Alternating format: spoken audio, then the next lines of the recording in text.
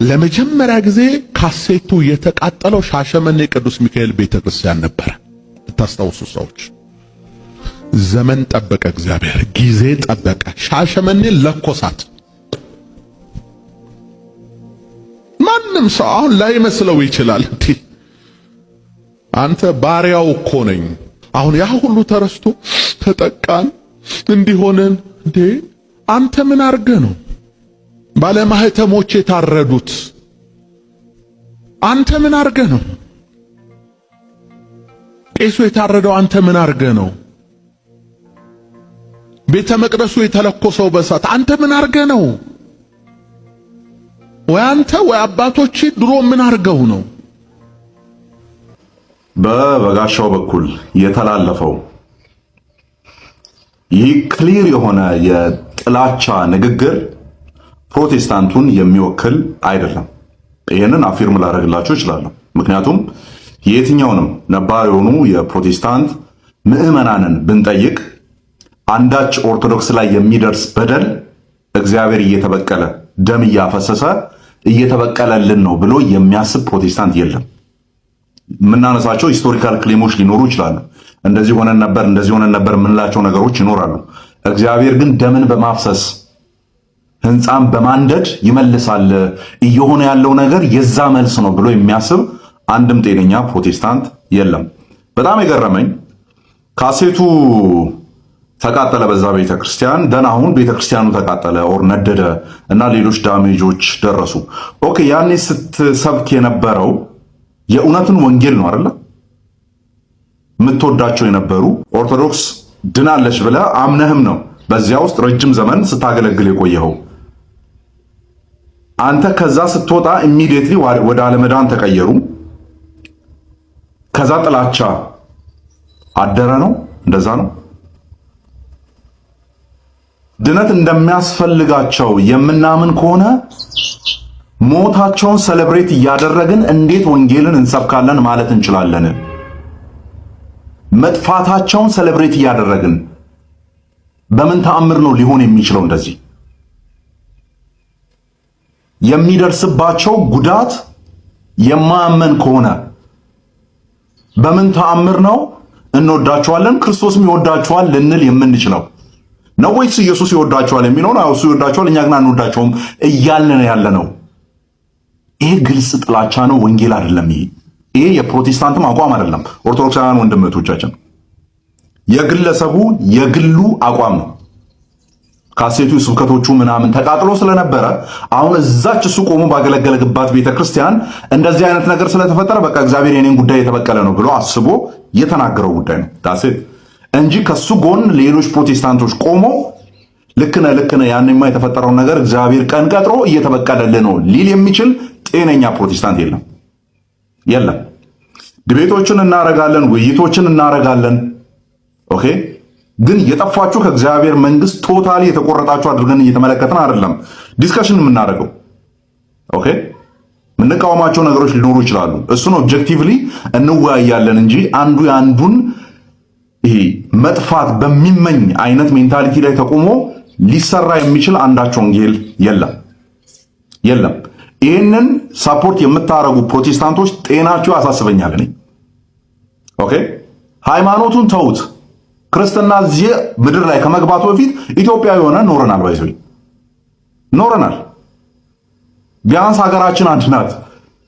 ጉርብትና አለ፣ ሌላም ነገር አለ። እንደዚህ እየተጠረቃቀሙ የሚመጡ የሃይማኖት ትንኮሳዎች ነግበኔ ነው። ኦኬ፣ ነግበኔ ነው። በጣም አደገኛ ናቸው። ጤና ቢስ ናቸው። እንደዚህ አይነት አካሄዶች ሳፖርት ልታረጉ አይገባም። ኦኬ፣ በቃ ምንም ነገር ይሁን ዋናው ነገር ኦርቶዶክስ ላይ ድረስ እንጂ ተብሎ መሰባሰብ አያስፈልግም በእንደዚህ አይነት ኢሹ ላይ ማለት ነው። ስለዚህ ዛሬ ላይ ጤናማ የሆነም ፕሮቴስታንቶች እንደዚህ አይነት ነገሮችን እናወግዛለን። የምንቀበለው ጉዳይ አይደለም። እውነት በርቶልናል ብለን በምናምንበት በእነዚያ ኢሹዎች ላይ ዲስከስ እናደርጋለን። ወደኛ እንድትመጡ እንፈልጋለን። ህይወትን አግኝተናል ብለን በምናምንባቸው ነገሮች ላይ ከኛ ጋር ህብረት እንድታረጉ እንፈልጋለን። ሞታችሁን ግን እየናፈቅን አይደለም። ቀሳውስቶቻችሁ እየተገደሉ አይደለም። ማንን ነው የምጠራው ከሞተ በኋላ? ማንን ነው የምጠራው? ኦልሬዲ መሰባሰቢያው ከፈረሰ በኋላ ነው ወይስ መሰባሰቢያው ከተመታ በኋላ ማረፊያ የለውምና ብዬ ነው ወደዚህ የምጠራው? ጤነኛ አይደለም እንደዚህ አይነት አካሄድ። ፕሮቴስታንቶች ይህንን የደገፋችሁ ይህንን ንግግር የማታወግዙ ለይቻላይም ይህን ንግግር ከተናገረው ግለሰብ ማለት ነው ፈቃደኛ ከሆንክ ንስሐ ግባ። እግዚአብሔር ያንተን መሰደድ ተበድያለሁ ብለህ የምትቆጥራቸውን ነገሮች መዳን ይገባቸዋል መውጣት አለባቸው ብለህ የምታምናቸውን አካላት ደም በማፍሰስ አይክስም። መጽሐፍ ቅዱስ አይደለም። የበጋሻውን ንግግር እንደሰማችሁት ነው። ሞት የተወደሰበት፣ ግድያና ጭካኔ የተንቆለጳጰሱበት ሰዎች በአያት ቅድመ አያቶቻቸው ኃጢአት ምክንያት ዛሬ ላይ መሞታቸው ትክክል ነው እሰይ የሚል መልእክት ያለው እሱ ትላንት ደረሰብኝ ባለው በደል ምክንያት እግዚአብሔር ጊዜ ቆጥሮ ቦታ መርጦ ዛሬ ላይ የእሱን መፈጠር የካሴቱን መውጣትና መቃጠል እንኳን የማያውቁ ሰዎች የሞቱበትን አጋጣሚ የእሱ የትላንት በደል ካሳ አድርጎ የሚቆጥር በሃይማኖት እይታም ካየነው ግብዝነት። እውነት ለመናገር እግዚአብሔር ያለፈን በደል ቆጥሮ እዚሁ ምድር ላይ ቅጣቱን የሚሰጥ ቢሆን እቺ ምድር ምድረ በዳ በሆነች ነበር።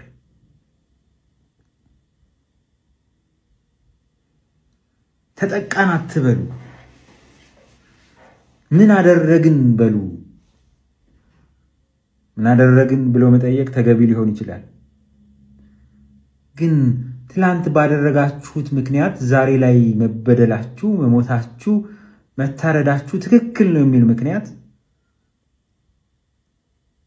ክርስቶስ ራሱ ያነወረው ቃኤል የተጠየቀበት የተከሰሰበትን ግድያ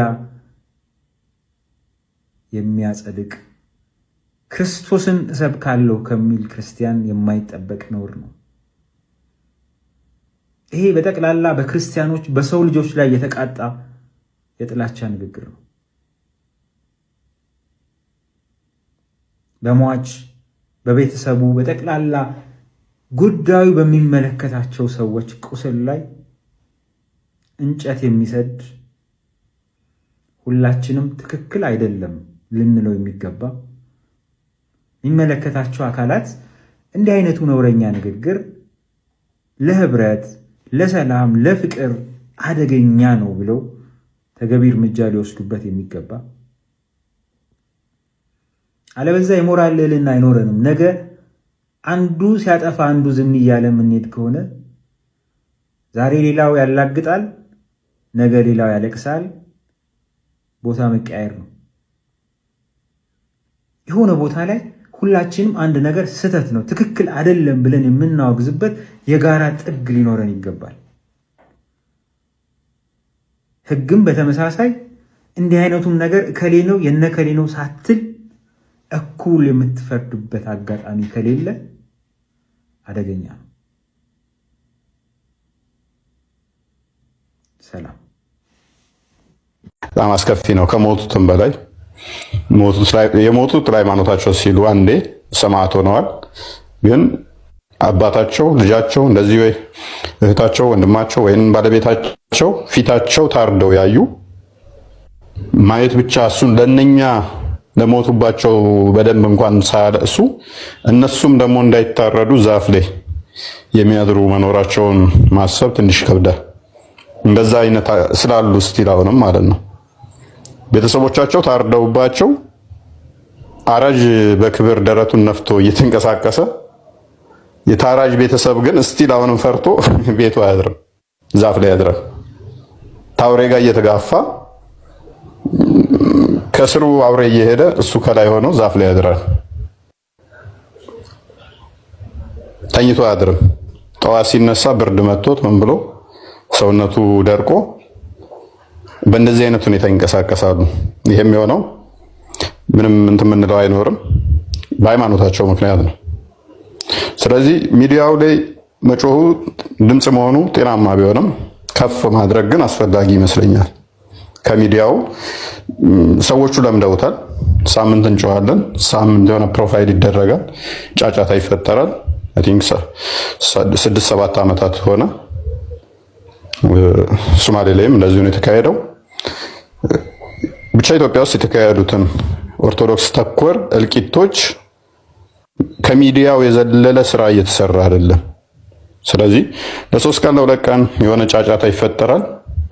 አይ ልማዳቸው ነው አይነት እየሆነ ነው። አስፈሪነታችን አቅማችን ሚዲያው ላይ ጥርስ አልባ ጩኸት እየሆነ ነው። መንግስት የሚመድበው ሰራዊት አይኖረውም እዚህ ጋር። ምክንያቱም ከ3 ቀን በኋላ እንደሚበተን ያውቀዋል። አስለቃሽ ጭስም ሆነ ሚሳኤልም ኒኩለርም ወይም ድሮንን የማያስፈልገው ከ3 ቀን በኋላ የሚበተን ስለሆነ፣ ስለዚህ ማይንድ ሴት ላይ በደንብ መስራት፣ ኦርቶዶክሳውያን ማይንድ ሴት ላይ በደንብ መስራት።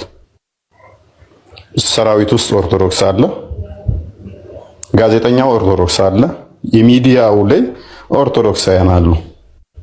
ተጽዕኖ ማምጣት የሚችሉ ተጽዕኖ መፍጠር የሚችሉ ኦርቶዶክሳውያን አሉ። ፓርላማ ውስጥ አሉ።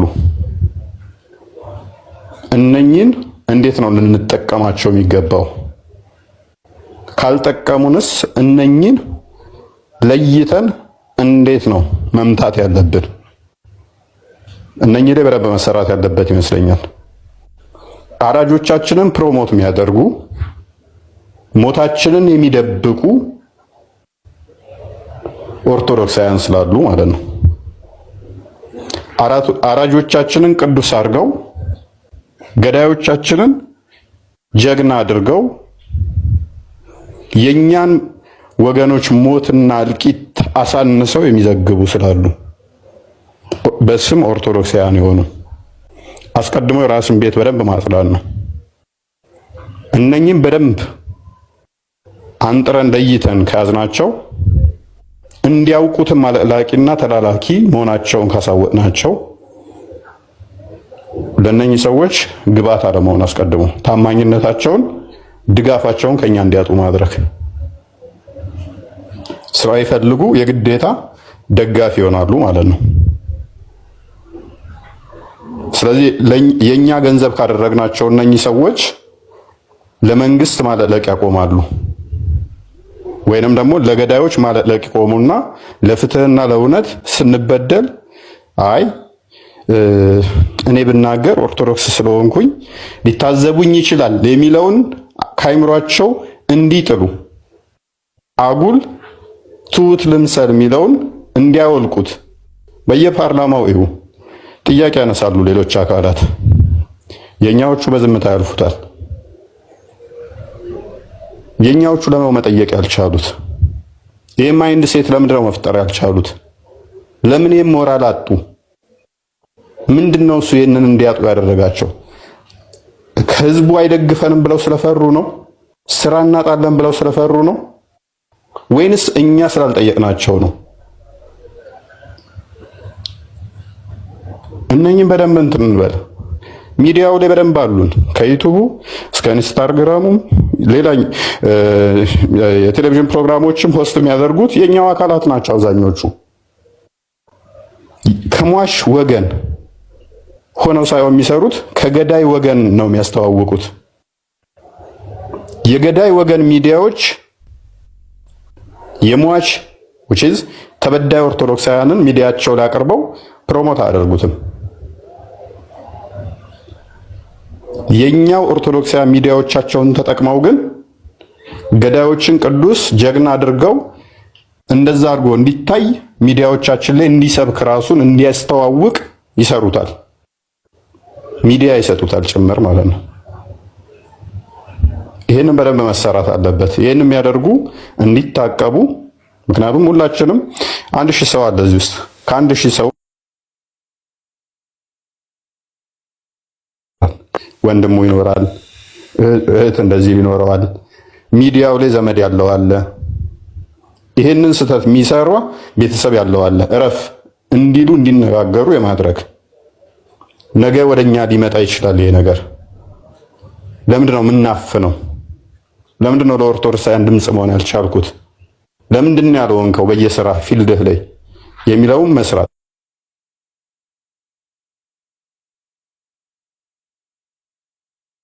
የዕለት ዕለት ኑሮውን እየኖረ ነው። ምክንያቱም ኑሮ ራሱ ስለከበደው ምን በልቼ ነገ አድራለሁ፣ ቤት ኪራይ ምን ከፍላለሁ ሚለው ላይ ነው ትኩረት ያደረገው። 20 ሰው ተገደለ ደንታው አይደለም። አሁን ሰው ተገደለ አለቀ። ከ10 ዓመት በፊት 20 ሰው አይደለም አንድ ሰው በመኪና አደጋ ሞተ ቢባል ይረብሸን ነበረ። አሁን ለምደነዋል። ሰው ሲታረድ አይተናል። ሰው እንደ በቆሎ ሸስ ሲጠበስ አይተናል። ሰው ተወግሮ ሲገደል አይተናል። ሰው ሲታረድ አይተናል። በጥይት ሲመታ አይተናል። ሁሉንም አይነት አገዳደል ስላየን ተገደለ ቢባል ብዙም አይደንቀን። 20 ሰው ስንባል ትንሽ ነው። ባለፈው 50 ሰው ተገድሎልን ከዛ ጥያቄያችን ምን ይሆናል? የት አካባቢ ነው? ከልብ ሆነንም አይደለም እየመሰማ ነው ያለ።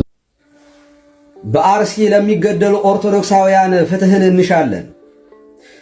ወንድሞቻችን ባለፉት ሳምንታት ውስጥ ከ40 የሚበልጡ ኦርቶዶክሳውያን ተገድለዋል። ዛሬም ደግሞ 6 ኦርቶዶክሳውያን በተኙበት ተገድለዋል።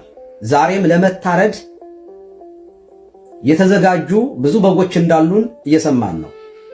ለእነዚህ ኦርቶዶክሳውያን ድምፅ ልንሆንላቸው ይገባል። ሰብአዊነት የሚሰማችሁ ኦርቶዶክሳውያን በሙሉ ሰው በመሆኑ የወደደውን እምነት የመምረጥ መብት አለው። በእምነቱ ምክንያት ሊገደል አይገባው፣ ነውር ነው። ስለዚህ ለነዚህ ወንድሞቻችን ልንጮህላቸው ይገባል። እኛ ኦርቶዶክሳውያን ደግሞ እንዲህ የሚል መጽሐፍ አለን። ምስለ ዘይትፌሳህ ተፈስሑ ወምስለ ዘይበኪ ብክዩ፣ ከሚደሰት ጋር ተደሰቱ፣ ከሚያለቅስ ጋር አብራችሁ አልቅሱ። ሐዋርያ ቅዱስ ጳውሎስ በሮሜ መልእክቱ ምዕራፍ 12 ቁጥር 15 ላይ ኦርቶዶክሳዊነት ከሚደሰት ጋር መደሰት፣ ከሚያለቅስ ጋር ማልቀስ ነው። በወንድሙ ሰርግ ላይ ድንኳን የሚደኩን በወንድሙ ልቅሶ ላይ ሰርጉን የሚያሰርግ ኦርቶዶክሳዊ የለም፣ ሊኖርም አይገባም። ወንድሞቻችን እያለቀሱ ነው፣ ድረሱልን እያሉ ነው። ደግሞ እኛ ኦርቶዶክሳውያን በክርስቶስ አንድ አካል ነን። አንዱ ብልት ሲጎዳ ሌላኛው ብልት አብሮ ይደማል፣ ይጎዳል።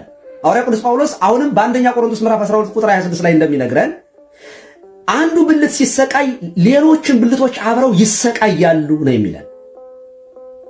ስለዚህ እምንጮኸው ለሚገደሉ ብቻ አይደለም፣ እኛም አካላችን ስለሚጎዳ ጭምር ነው። አንዳንዶቹ እንዲህ ይሉናል፣ ምን ታመጣላችሁ ብትጮሁ? በመጮህ ምን ይመጣል? ምንም እኮ የሚመጣ ነገር የለም ፈታ ይላሉ። ኧረ እኛ እንደዚህ የሚባል መጽሐፍም የለንም፣ እንደዚህ ያለ ሐሳብም የለም። የምንጮኸው አንደኛ ከምድራዊው ነገር ብቻ እርዳታን በመፈለግ አይደለም፣ የሚሰማን አምላክ ስላለ ነው።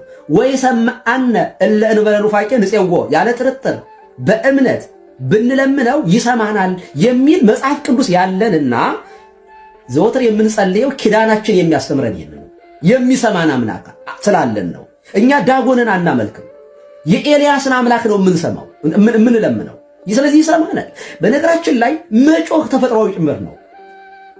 አንድ ሰው ምንም ሰው በሌለበት አውሬ ቢመጣበት ይጮሃል። መጮህ ተፈጥሯዊ ጭምር ነው። አለመጮህ ግን ከሰብአዊነት ውጭ መሆን ነው። እኛ ሰዎች ስለሆን ነው የምንጮኸው። ከክርስትና በላይ ደግሞ ሰው መሆን ራሱ ባሪያ በምሳሌ በእግዚአብሔር ምሳሌ የተፈጠሩ ሰዎች ስለሆን ለሞቱት ሰዎች ልናለቅስላቸው ይገባል። በሃይማኖት አጥር ሳንታጠር ማንኛውም ሰው ሙስሊም የሚሆን ጴንጤ የሚሆን በእምነቱ ሊገደል አይገባም፣ ነውር ነው። ለነዚህ ኦርቶዶክሳውያን ልናለቅስላቸው ይገባል፣ ልንጮህላቸው ይገባል። ኦርቶዶክሳውያን አንድ ሆነ አካል እኮ ነን። እኛ እኮ ክርስቶስን የምንመስለው በሞቱ ጭምር እኮ ነው፣ በመከራው ጭምር እኮ ነው ክርስቶስን እንድንመስለው የተጠራ ነው። የማቴዎስ ወንጌል ምዕራፍ 25 የሚነግረን እኮ እሱ ነው እኮ። ከነዚህ ከተናናሾች ለአንዱ ያደረጋችሁት ለእኔ ማድረጋችሁ ነው። ለተራበው ማሰብ፣ ለተጠማው ለተቸገረው ማሰብ ክርስቶስን ማሰብ ነው።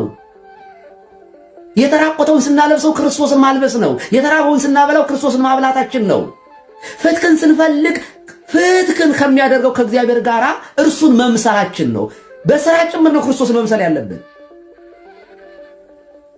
ስለዚህ ክርስቶስን የምንመስለው አንድ በመከራው አይደለም፣ ወንድሞቻችንን በመከራቸው ልንመስላቸው ይገባል። በዚህ በነገራችን ላይ ኦርቶዶክሳውያን ቅዱሳን ስለኛ ይለምናሉ፣ እኛም ለቅዱሳን እንለምናለን። በሰማይ ወይም በገነት ያሉ ቅዱሳን ስለኛ ይለምናሉ፣ እኛም ወደ እነሱ እንጸልያለን የምንለው ለምን ይመስላችኋል? አንድ አካል ነን፣ አንድ ብልት ነን። የኛ መከራ በገነት ያሉት ይሰማቸዋል፣ ስለዚህ ይለምኑልናል ነው እኮ ትምህርቱ እኮ። ታዲያ ለሚሞት ሰዎች መለመናችን ከተጠያቂነትም እኮ ነፃ መሆን እኮ ነው። በነገራችን ላይ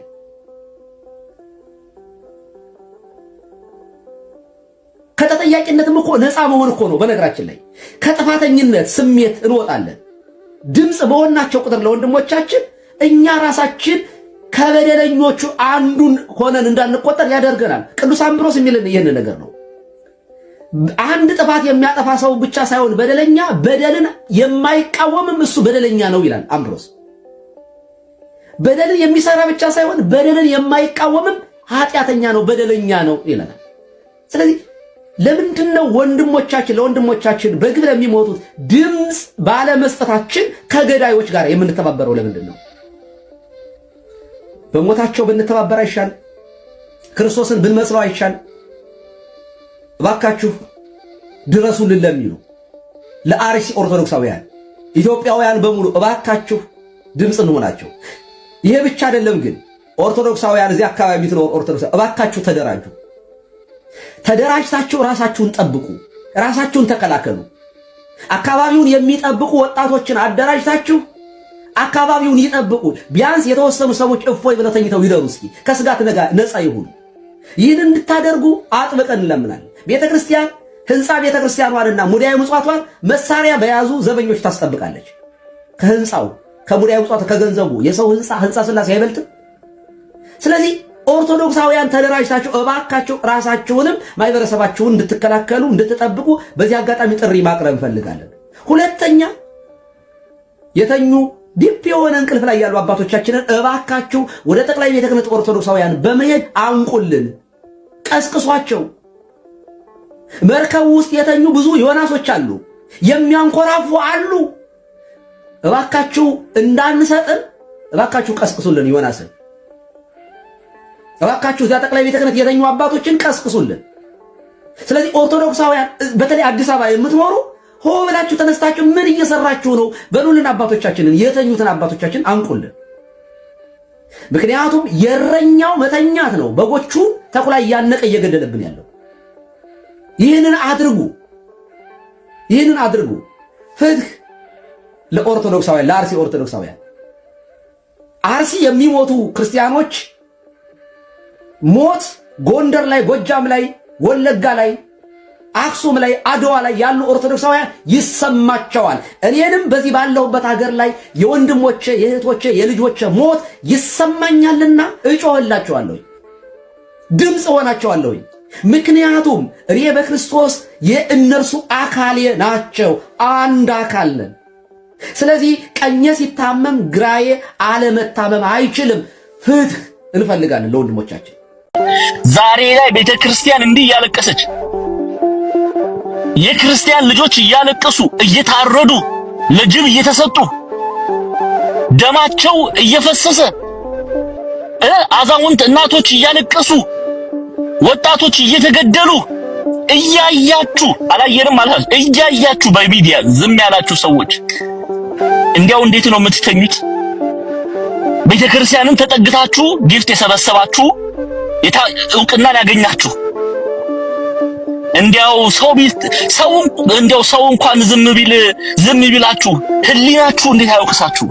እንዴት ከእግዚአብሔር ፍርድ እናመልጣለን ብላችሁ ታስባላችሁ? በዚህ ሰዓት ዝም ትላላችሁ።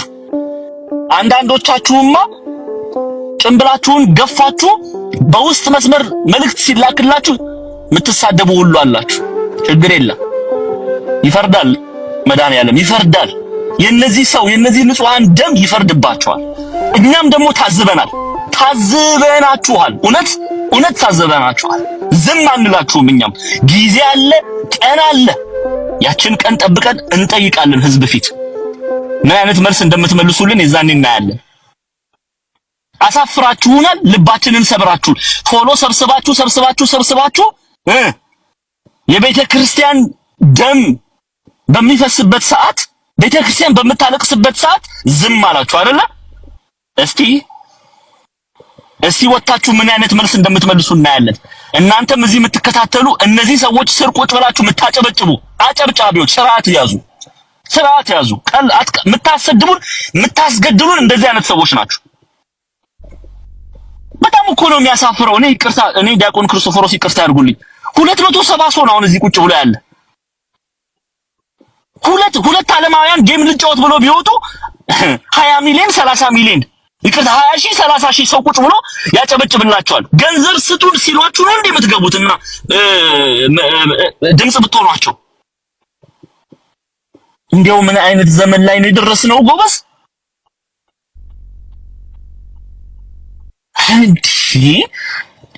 ቆይ ይሄ ነገር ህልም ነው ወይስ እኔ ህልም እየመሰለኝ ነው። የት አላችሁ ኦርቶዶክሳውያን እንዴ? እናንተ እንድትገቡ እኔና ዲያቆን ክርስቶፎሮስ እንሰዳደብ እንዴ? ፈጽሞ አናደርገውም። ስርዓት አይደለም። ቤተክርስቲያን ያሳድገናለች። በጣም ያሳዝናል። እንዲያው በጣም ያሳዝናል። አፍረናል። እግዚአብሔር አምላክ ይፍረድ። በጣም ነው የሚያሳዝነው። በዚህ ሰዓት ቤተክርስቲያን እየታረደች አሁን እናንተ ኦርቶዶክሳውያን ናችሁ።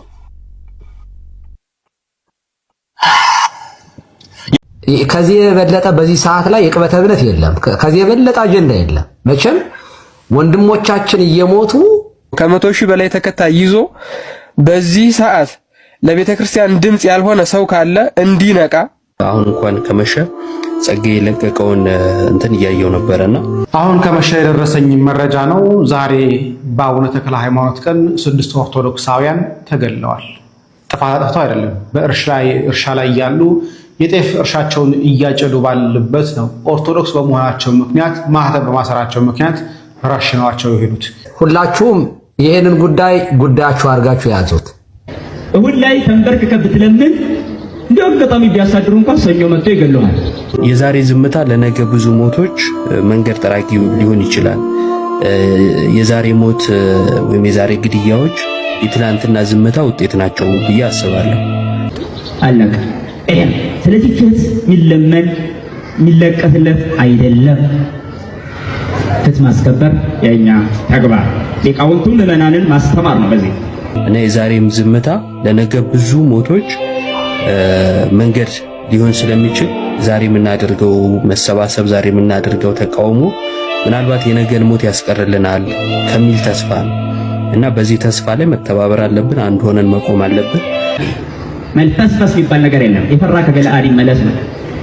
ኦርቶዶክስ ከሆን ኦርቶዶክስን ማቆየት ያንተ ድርሻ ነው። እኛ ጊዜ ትጥፋ ፍቅር ኢትዮጵያ ትደለት ትሰረዝ እኮ ፍቅር ወይ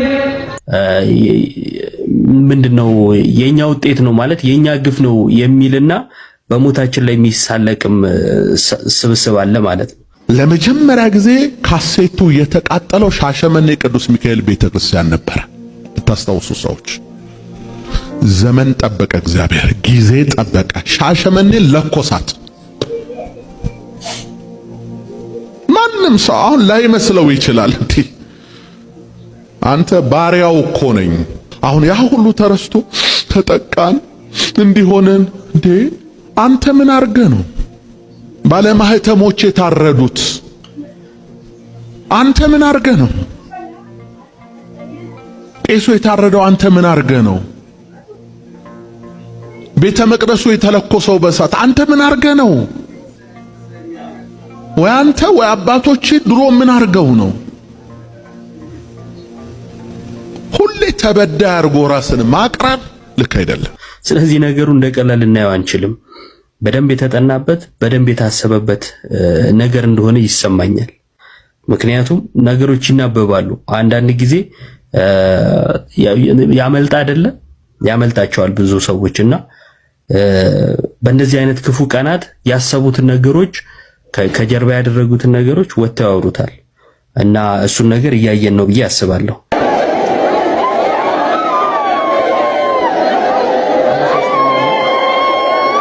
እንግዲህ አሳዛኙ ዜና አሁን ደርሶናል።